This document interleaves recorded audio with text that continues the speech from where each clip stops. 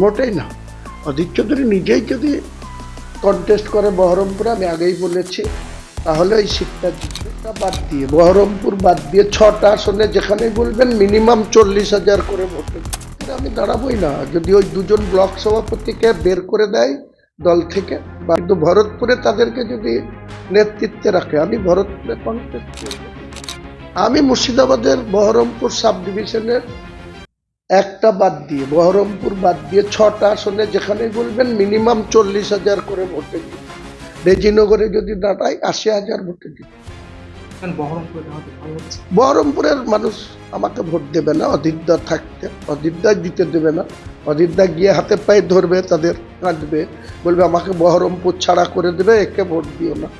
তাহলে কি করব? আমি তো আর কারো হাতে পায়ে ধরতে পারবো না। ভরতপুর নয়, ওই যে ভরতপুরে আমি দাঁড়াবোই না। যদি ওই দুজন ব্লক সভাপতিকে বের করে দেয় দল থেকে বা সরিয়ে দেয়, যে ওদেরকে দরকার হলে ইয়ে করে দেখ, রাজ্যের নেতা বানিয়ে দেখ, আমার আপত্তি নাই। কিন্তু ভরতপুরে তাদেরকে যদি নেতৃত্বে রাখে, আমি ভরতপুরে কন্টেস্ট করবোই না। হয়তো দল দিলে দল যেমন আমাকে বলবে ভরতপুরেই তোমাকে দাঁড়াতে হবে, দলের নেতৃত্বের যেমন সেই দাবি খাটবে, আমার দাবিটাও তো দলকে মেনে নিতে হবে। যে দুজনকে ঘাট ধরে সাইড করে দেন, দিয়ে যাকে খুশি দেন।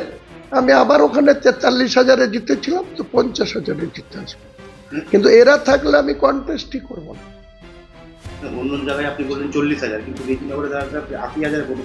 রেজিনগর আমার নিজের জায়গা। রেজিনগরের মানুষ এখন থেকে, কবে 1 বছর পরে ভোট, এখন থেকে প্রত্যেকটা মানুষ বলছে আপনাকে রেজিনগরে আসতে হবে।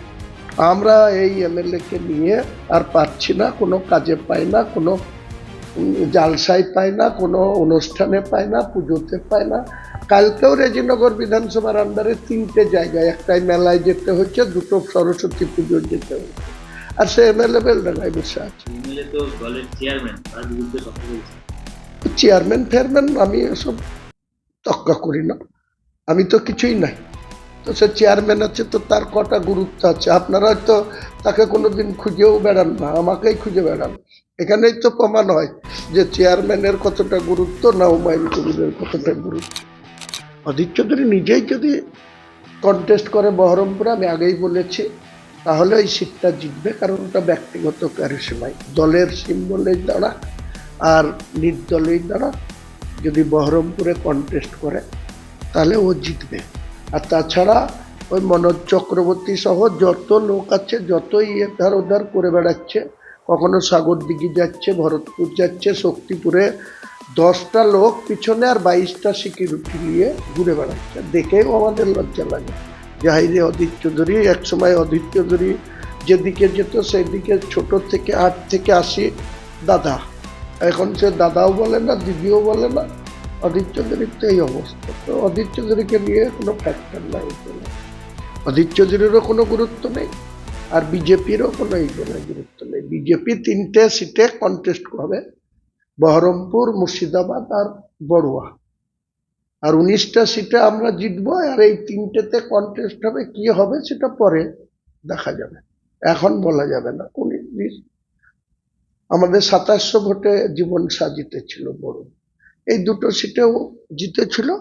ওটা রাজ্য নেতৃত্ব যদি আমাদেরকে সেইভাবে বলে, দায়িত্ব দেয়, গুরুত্ব দেয় যে 22টা সিটই জিততে হবে, আমি জোর গলায় বলছি বিজেপিও রুখতে পারবে না, কংগ্রেসও রুখতে পারবে না, সিপিএম তো একদম শেষ।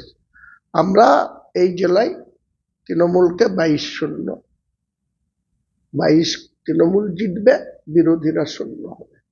যতই শুভেন্দু আস্ফালন করুক, যতই ইয়ে করুক, কারণ প্রার্থী ঠিকঠাক করে দিতে হবে। প্রার্থী যদি ঠিকঠাক করে না দেওয়া হয়, সেক্ষেত্রে মানুষ অন্যরকম ভাবে তাদের মত প্রকাশ করে।